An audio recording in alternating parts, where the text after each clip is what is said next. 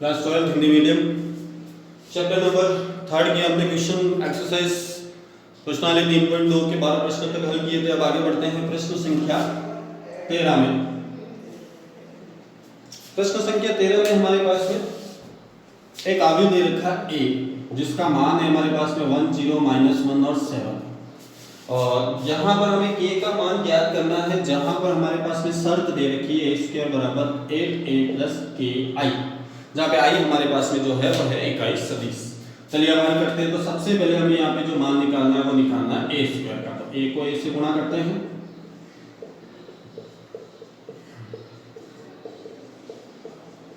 तो सबसे पहले ये रखता हूं तो 1 - 1 ये हो जाएगा 1, यहाँ पर 0 -1 और माइनस का 7। दूसरे पर आते हैं तो 0 7 0 0, यहाँ पे 0 यहाँ 49। तो हमारे पास में a² का मान हो गया 1 - 8 0 49।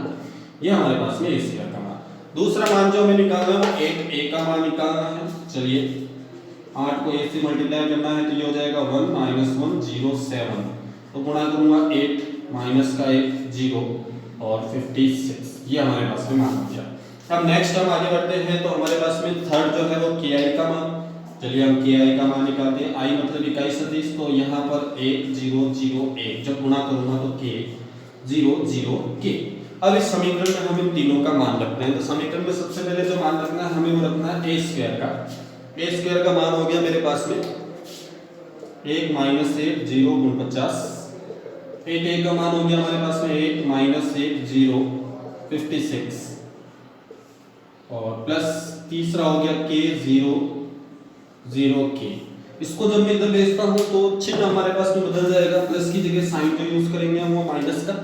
तो ये हो जाएगा 1 0 - 8 49 माइनस 8 - 8 0 56 बराबर k 0 0 k। ये हो गया हमारे पास।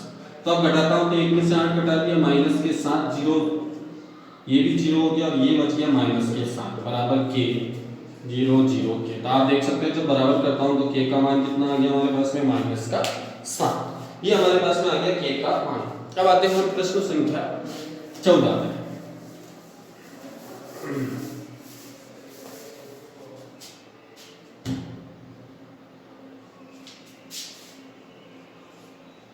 प्रश्न संख्या 14 में जब मैं आता हूं तो आपके पास में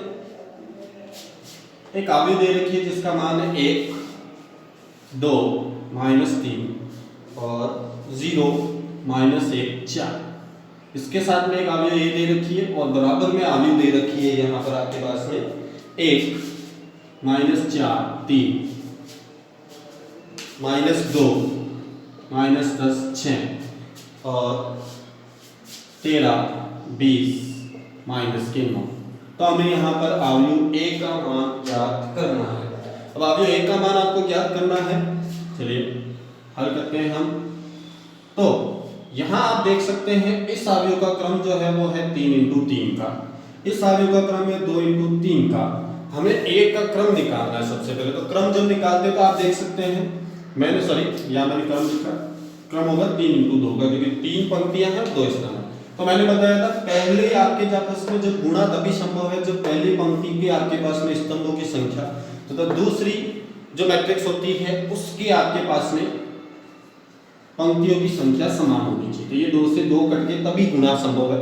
अब देख सकते हैं पहला क्रम आपके पास में 3 है और दूसरा क्रम भी 3 है। तो इसका मतलब यहाँ पर जो आपके पास में स्तंभों की संख्या होगी वो कितनी होगी 3 होगी। तो ये क्रम हो गया हमारे पास में ए मैट्रिक्स का। अब ये A जो हो गया उसका क्रम हो गया हमारे पास में 2 × 3। अब इस A मैट्रिक्स की जगह मैं मान लेता हूं वैल्यू जो है मान ABC और XY Z है। चलिए अब इसको और इसको हम गुणा करते हैं।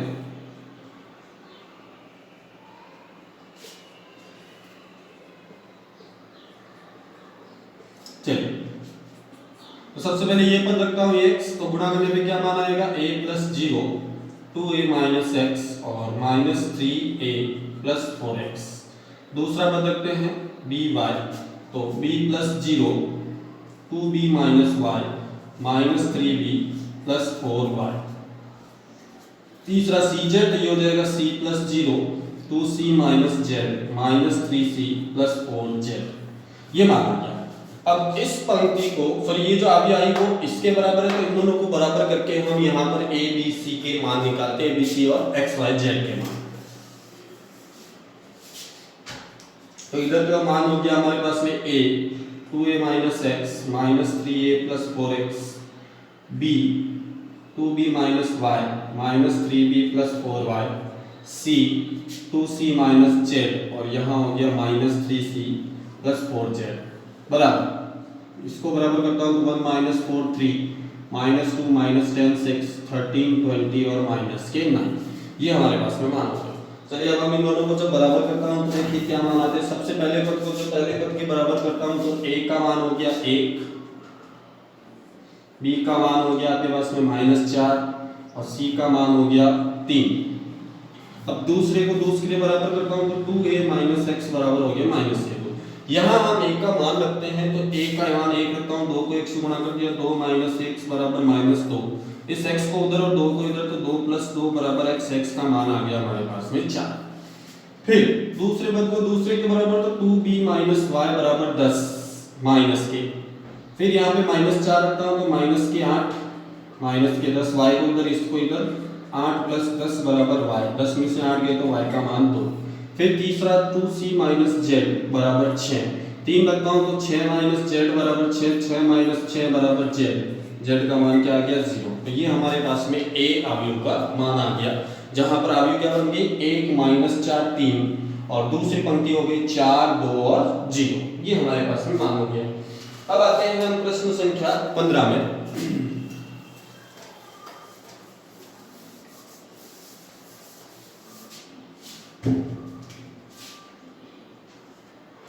प्रश्न संख्या 15 में हमारे पास में a बराबर दे रखा cos alpha sin alpha minus sin alpha cos alpha. तो हमें सिद्ध करना है a की पावर n बराबर जो पद बनना चाहिए वो बनेगा cos n alpha sin n alpha minus sin n alpha cos n alpha, ये जो दे रखा है वो बराबर है।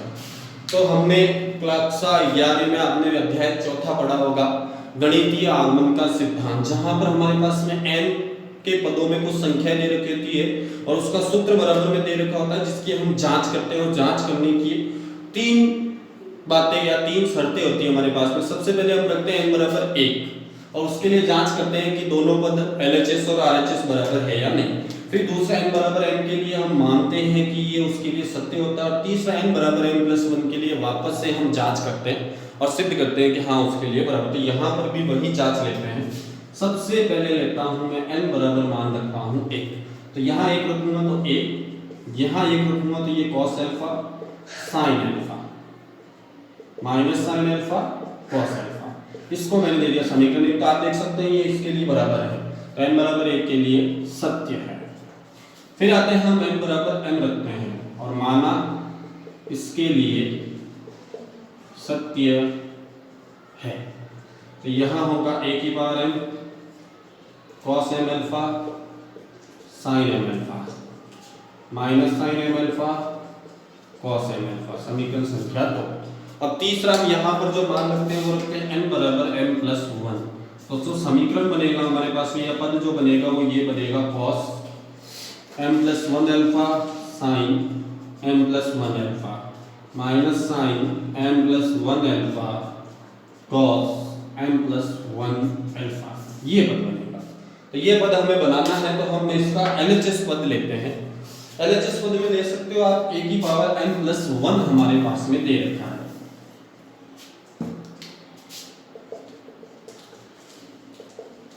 अगर मैं इसको तोड़ूं तो पद हमारे पास में बनेगा a की पावर m इंटू a। तो यहाँ पर मुझे इन दोनों पदों का गुणा करना है, तो चलिए हम गुणा करते हैं। यहाँ पर a की पावर m का मान समीकरण 2 से cos m alpha sin m alpha minus sin m alpha cos m alpha, और a का मान तो वही है हमारे पास में cos alpha sin alpha minus sin alpha cos alpha. अब मैं इन दोनों पदों का गुणा करता हूँ। तो जब गुणा करता हूँ तो पहला पद जब इसके ऊपर रखता हूँ तो यहाँ cos अल्फा और यहाँ माइनस का sin अल्फा, तो देखिए क्या पद आता है cos m alpha cos alpha minus sin m alpha sin alpha. फिर इसको इससे गुणा तो यहाँ minus sin m alpha cos alpha minus cos M alpha sine alpha. दूसरे पद पर चलते हैं तो वहां पद हो गया हमारे पास में साइन अल्फा कॉस अल्फा।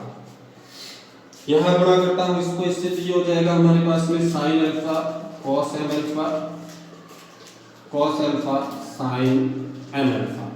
फिर नेक्स्ट इसको इससे गुणा करता हूं तो यहाँ हो गया sine m alpha sine alpha और cos M alpha cos alpha, ये मान लिया।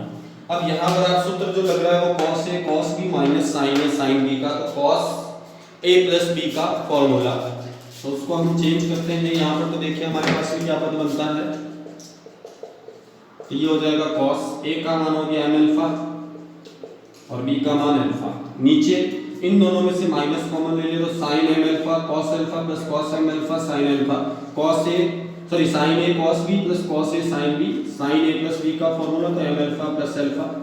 यहाँ पर भी सेम ही फॉर्मूला तो sine m alpha plus alpha, और यहाँ पर भी वही cos alpha cos a cos b minus sine a sine b, तो ये आपके पास में कॉस ए प्लस बी। तो अब देख सकते हैं इन सब में से जो कॉमन आ रहा है वो हमारे पास में अल्फा कॉमन आ रहा है। तो मैं यहाँ से जब अल्फा कॉमन लेता हूँ तो कॉस ब्रैकेट में m प्लस 1 यहाँ अल्फा, साइन ब्रैकेट में m plus 1 alpha minus sine यहाँ पर m plus 1 alpha cos m plus 1 alpha, ये हमारे पास में मान गया, ये सिद्ध हो गया हमारे पास में। अब आते हैं हम कुछ प्रश्नों में लेता हूँ विविध प्रश्नमाला के। प्रश्न संख्या में स्टार्ट करता हूँ 11 से।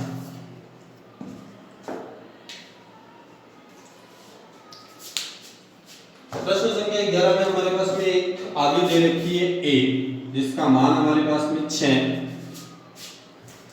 5 2 4। इस आव्यूह को हमें सममित तथा विषम सममित आव्यूह के योग के रूप में व्यक्त करना है। सममित आव्यूह मैंने बताया था जहां पर कोई आव्यूह दे रखी है तो सबसे पहले हम उसकी परिवर्त आव्यूह निकालते हैं और वो दोनों बराबर होती है तो वो कहते हैं सममित आव्यूह। और विषम सममित आव्यूह में कोई भी आव्यूह जिसकी परिवर्त आव्यूह बराबर तो हो पर चिन्ह किसका हो माइनस का, तो वो होती है विषम सममित आव्यूह। तो हम दोनों को जोड़ना है तो सबसे पहले मैं यहाँ इसकी परिवर्त आव्यूह निकालता हूँ, तो जो कॉलम है स्तंभ है उसको पंक्तियों में चेंज करता हूँ 6 5 और 2 4। अब सबसे पहले सममित, तो सममित आव्यूह में जब योग करूंगा तो इन दोनों को जोड़ते हैं तो a प्लस 80। अब जब दो आव्यूह को जोड़ रहा हूं इसलिए किसका भाग दे दिया 2 का, तो चलिए जोड़ते हैं सीधा सीधा 6 प्लस 6 12 2 प्लस 5 7 5 प्लस 2 7 4 और 4 8 12 था 1/2, जब 2 का भाग दे दूं तो ये हो जाएगा 6, यहाँ 7/2 7/2 और 4, ये आ गया हमारे पास में सममित आव्यूह का योग। फिर आते हैं हम विषम सममित। विषम सममित में मैंने बताया था साइन किसका यूज करते हैं माइनस का, तो यहाँ हो जाएगा 1/2 a माइनस c की पावर t। तो अब हमें यहाँ पर घटाना है तो 6 माइनस 6 0, 2 में से 5 घटा दिए 3, 5 में से 2 घटा दिए 3 और 4 में से 4 गया 0, 2 का भाग देते हैं तो समीकरण क्या बन गया 0 3/2 3/2 और 0। तो ये हो गया हमारे पास में विषम सममित आव्यूह का योग। अब आगे बढ़ते हैं हम, अगला प्रश्न लेता हूँ प्रश्न संख्या 18।